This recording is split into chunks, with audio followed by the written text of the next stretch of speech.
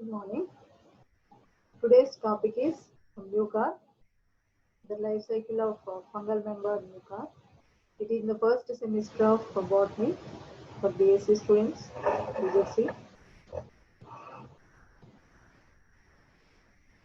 In this topic, we will discuss about the classification of Mucor and the distribution of the species and the structure of the thallus, then vegetative reproduction, asexual reproduction, and sexual reproduction.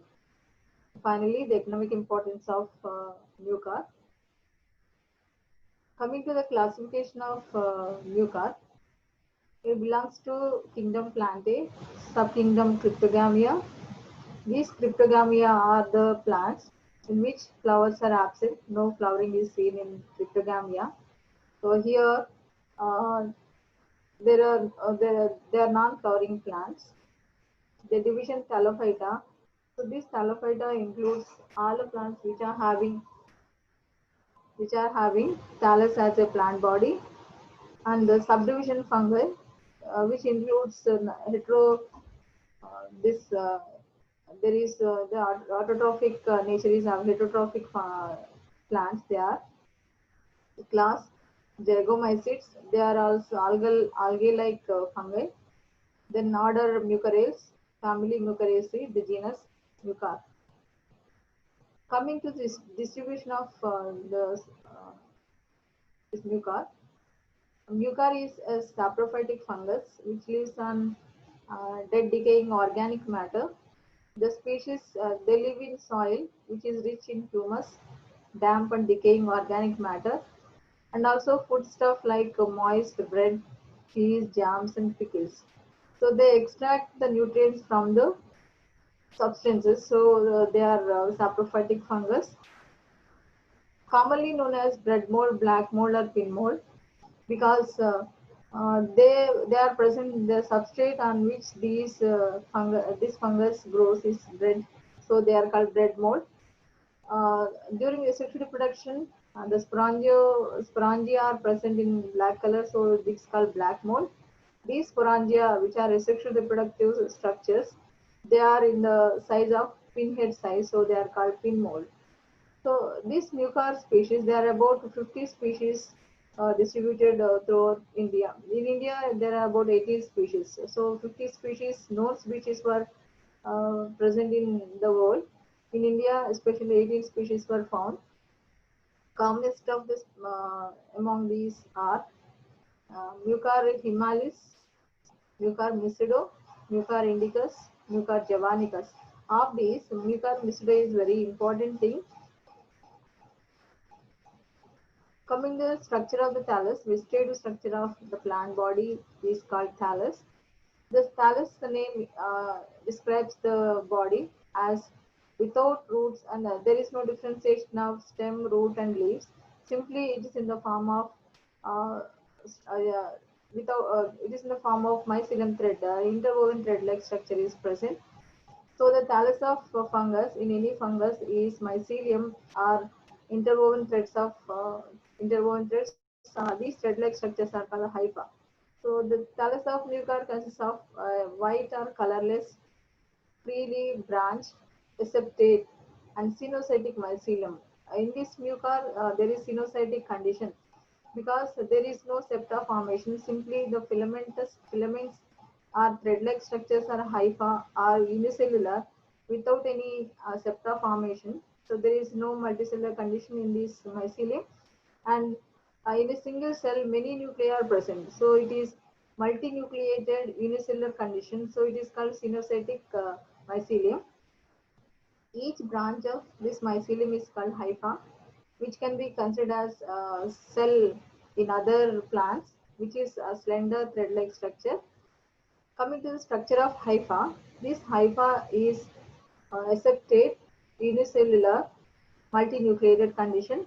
It shows outer cell wall, which is made up of chitin. In case of fungus, the cell wall material is chitin. Inner to the cell wall, there is plasma membrane, which is lipoproteinaceous. Inner to this, there is cytoplasm. The hyphal wall is chitinous. The young hypha contains granular cytoplasm.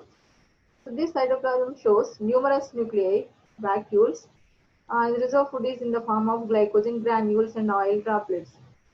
The growth of the hypha is by apical extension. Simply, the hypha grows at the apical region. It elongates. Later on, intertwining takes place, results in the formation of uh, mycelium. Some of the hyphae are fixative or absorptive in function. So some of the hyphae which grow downwards and they enter into the substratum, they fix the mycelium or the fungus and also absorbs the nutrients from the substratum. So, but they are not rhizoids. So, in some, there are some um, upright branches are arising from the mycelium. They are called sporangiophore. They help in the asexual reproduction. This is mucar, vegetative structure. They are present on the surface of the substrate. They are called the mycelial threads, from which areally there are some stalked structures are transporoangiophores. The tip of which there is sporangium globose body is present, and just towards the substratum there are some branch receptate mycelial thread-like structures are present, which are absorptive in function. Coming to the vegetative reproduction, so here the vegetative reproduction is by simply fragmentation. That means the mycelium, when it is um, tightly coiled, they may be the contention may be created, which results in the formation of breaks in the mycelium. So the mycelial branches, they will break into small bits called fragments. Each fragment, with the help of apical extension, develops into a new mycelium. So, coming to the important reproduction method, that is asexual reproduction, it takes place during favorable conditions. So, during favorable conditions, muca reproduces asexually by means of non-motile sporangiospores.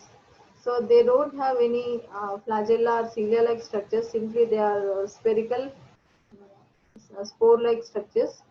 So these spores are produced in the sporangia, which are present at the apices of sporangiophores. So these sporangiophores, they grow upright from the parallelly growing mycelial branches. So these sporangia are spherical or oval. Uh, each sporangium shows the after the movement of this cytoplasm is towards apical accumulation takes place towards the apex. So in the mycelial thread which grows upright, that is called sporangiophore. At the tip of the sporangiophore, there is accumulation of cytoplasm, protoplasm. So this protoplasm, when it accumulates, it bulges to form sporangium. Uh, this sporangium, after the formation of sporangium, inside the sporangium, there is differentiation of sporoplasm and columelloplasm. So sporoplasm is present outside the peripheral region, which is fertile and produces spores. It is very thick. The sporoplasm is thick, dense. It has many nuclei. A less number of vacuoles are present here. Whereas towards the center, the cytoplasm is called columelloplasm. This columelloplasm is a sterile one, in which large number of vacuoles are present, but nuclei are very few in number. So this columelloplasm, it cannot produce the spores.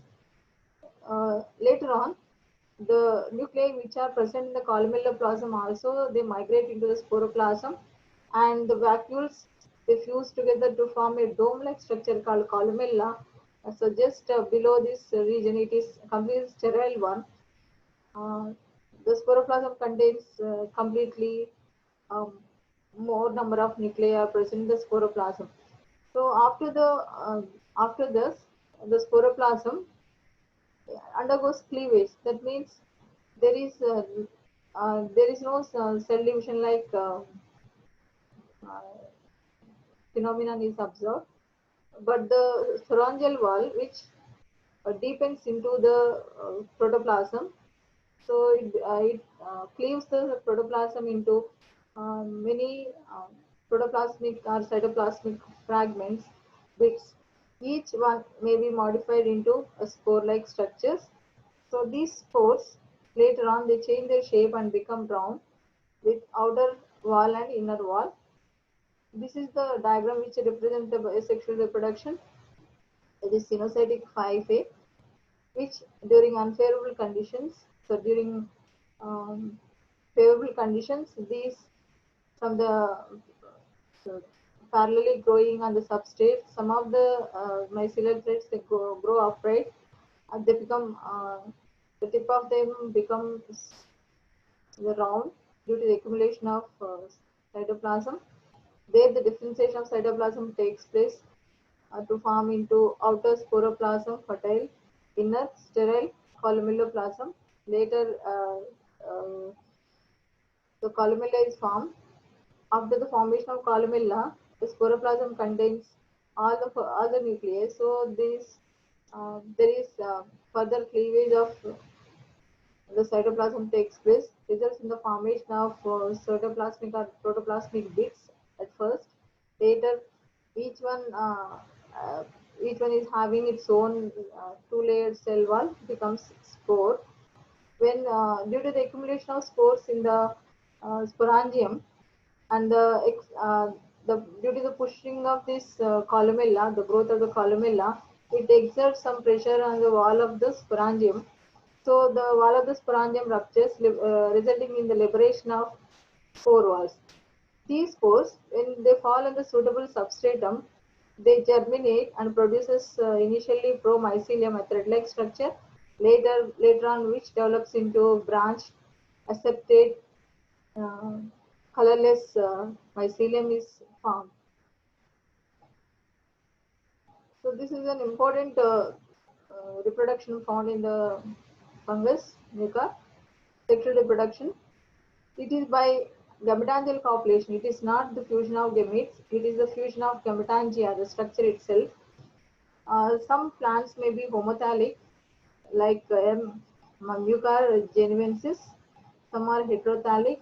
Example, Mucar misido, Mucar himalis. So during this sexual reproduction takes place during unfavorable conditions, whereas sexual reproduction takes place during favorable conditions. But this sexual reproduction takes place during unfavorable conditions. At the end of this life cycle, that is at maturity, some of the normal vegetative hyphae they become reproductive structures like zygospores. So these zygospores are transformed due to the effect of a hormone called trisporic acid. So due to the influence of trisporic acid, some of the vegetative branches they form into they are converted into uh, reproductive branches called zygospores. These zygospores of compatible strains. So the hyphae which are involved in the sex reproduction, they belong to two different strains. One belongs to plus strain, another one belongs to minus strain. So at first they come close together, they grow towards each other. During their growth, the tips of the zygospores they swell to form progametangia. So plus progametangia and minus progametangia. When these two progametangia are multinucleated condition is seen, so they are also called prosinogametangia. So plus prosinogametangia minus prosinogametangia. So when they grow towards each other, the bulged part is separated uh, by a septa from the thread-like or stalk-like structure at the narrow stalk-like structure at the back. The swollen part, which is present, which is facing towards each other, the plus and minus one, they are called gametangium or senogametangium. Since this gametangium, which is a bulged part of the hyphae, it contains so many nuclei, so it is called senogametangium. The stalk, which is separated by the cross wall, is called suspensor because it suspends the gametangium. So now this hypha are called gametangia, plus gametangia and minus gametangia. So when they move towards each other, at the point of contact, the cell wall of the two hyphae, they will be that will be dissolved. So due to the dissolution of due to the rupture of the cell wall, uh, the total content of the gametangium of plus strain and minus strain they fuse together. So there is plasmogamy takes place first. Later on, karyogamy takes place. So initially there is no fusion of nuclei, but only the cytoplasm of plus strain and minus strain takes place. After protoplasmic fusion, later, the nuclei of two compatible strains, that is plus and minus strains, each plus strain combines with the minus strain to form a diploid nucleus. Such type of many diploid nuclei are present in this uh, uh, product after the fusion of protoplasm as well as nuclear fusion, that is karyogamy. So the structure which is found after these two processes is called prozygosporangium. So it enlarges inside. This prozygosporangium is the end product of sexual reproduction, which contains all diploid nuclei. So it enlarges in size and secretes a thick wall, with outer wall is having spines or some ornamentation and becomes very dark in color. So this has outer wall and inner wall. Outer wall is thick with spines, inner wall is smooth. This zygospore, it becomes free when the suspensors are break off. This zygospore, it undergoes rest for a period of 30 to 90 days. So it takes some resting period. Later on only it germinates and produces uh, the mycelium. So on the return of favorable conditions, the zygospore germinates. This zygospore contains many diploid nuclei. So just before the germination, this zygospore, the diploid nuclei which are present in the zygospore, each one undergoes meiotic division, so that from each diploid nuclei, four haploid nuclei are produced. Of these four, two will be plus strain and two will be minus strain uh, nuclei. They become, they have, afterwards they develop a cell wall of two layers. The outer wall of the zygospore, later these spores, plus spores and minus spores, they will be present in the zygospore, the wall of the zygospore. Due to the due to the formation of these zygospores, that is diploid, haploid nuclei, haploid nuclei, the outer wall which is having spines, it will be ruptured by the absorption of the moisture present nearby area. Then there is the rupture of the outer wall. The inner wall, which is smooth, it extends upward, it comes out and grows straight as promycelium. It is also called germ tube or promycelium. The promycelium, it grows erectly. Now it is called as germ sporangiophore. This germ sporangiospore, due to the accumulation of cytoplasm at the and the migration of the haploid nuclei into the apical portion, it becomes bulged to form. It forms into round shaped sporangium like that of sexual reproduction. So later on, similar in the sexual reproduction, the protoplasm, there is no differentiation of cytoplasm. Here, the protoplasm of germosporangium, that is, the sporangia are oval or round-shaped body present at the germosporangiophore. The germosporangiophore tip is occupied by spherical or oval-shaped germosporangium, in which there is no differentiation of protoplasm like in the asexual reproduction. So here all the cytoplasm is homogeneous, but it cleaves just as in asexual reproduction and produces many multinucleated bits, which later becomes round, and now they are called sporangiospores. They are called germ sporangiospores.